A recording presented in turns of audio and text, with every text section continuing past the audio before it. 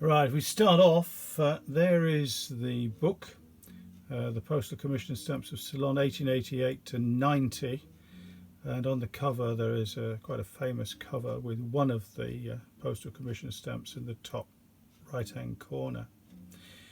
Now the exhibit, the title is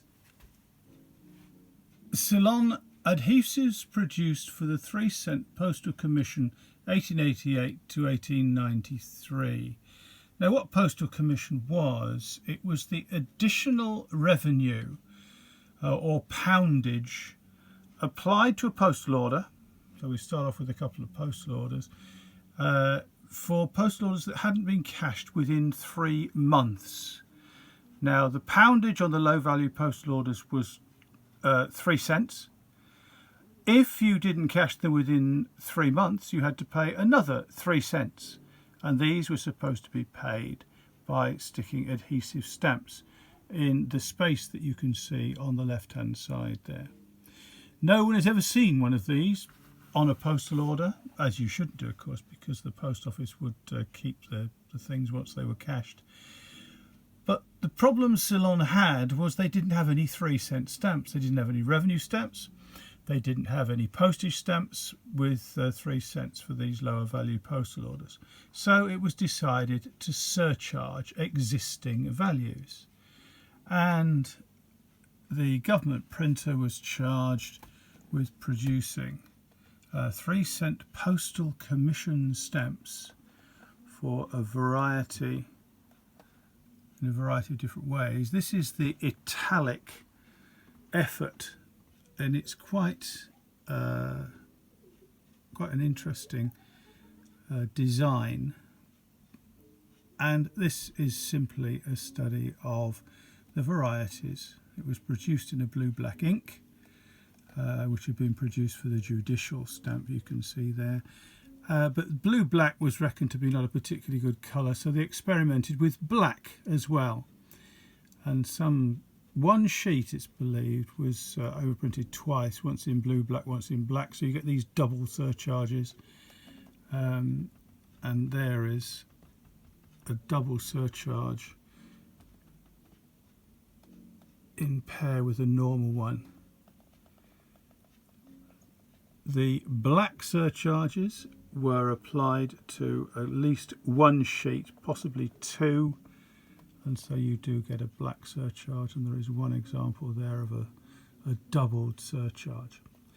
Now this design was superseded by a Roman numeral design, and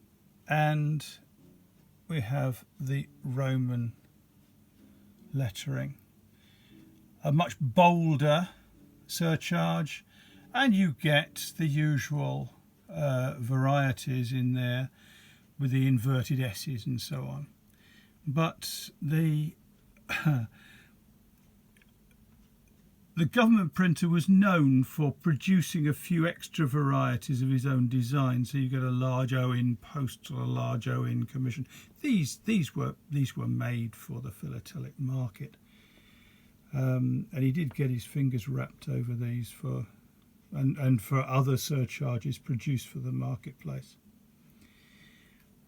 Very rarely you find these surcharges in multiples. The famous multiple is the one where you've got an inverted and reversed N in cents, which makes it a CEUTS. There is one of these in the Royal Collection. There are a couple of others known as well. But in large multiples, that is the largest multiple known of any Postal Commission stamp, that one there on the red stamp, and then you've got that's the largest one known on the rosy mauve stamp. So Roman surcharges in multiples, and you do find that some of these were forged. It's believed the forgeries were done by a man called Loudon, who was very well known for forging the British pounded with the 7th stamp. Now for a while the government did allow these surcharges to be used on envelopes. They were usually used to make up the 5-cent rate, and there's a local 5-cent rate with a 2-cent surcharge. These only lasted for a short time, and they're only known used in the middle of 1890. There are now 6 known covers. I have 5 of them. There's one there, and these are the other ones. Another local one, which is probably a perfectly normal one. A piece, which was makes up the 28-cent rate, and then 1, 2, 3 registered covers. I would guess that the registered covers are probably at least partly philatelic. They make up the right rates, but certainly that one there, the famous Moscow cover to Mr. Seward's, who was a founder of the Moscow Philatelic Society. And this is how he collected his stamps, and you've got the famous double surcharge in the corner there. Now, that's the end of the Postal Commission stamps, because they were very, very short-lived, and a lot of them disappeared into the philatelic market quite quickly. So when they ran out, the government had to provide another way of producing this 3-cent poundage, and so they surcharged just 3-cent postage stamps, and there is a nice block with 3 cent on the 4-cent rows, this time for the dual purpose of postage and revenue. And there's a local use using the 3-cent one.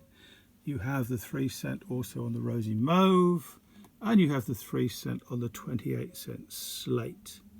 And then late in 1893 you get the very first 3-cent definitive stamp issued, which is the brown and green stamp. So those were the ways in which this Postal Commission could be made up. As I said, could not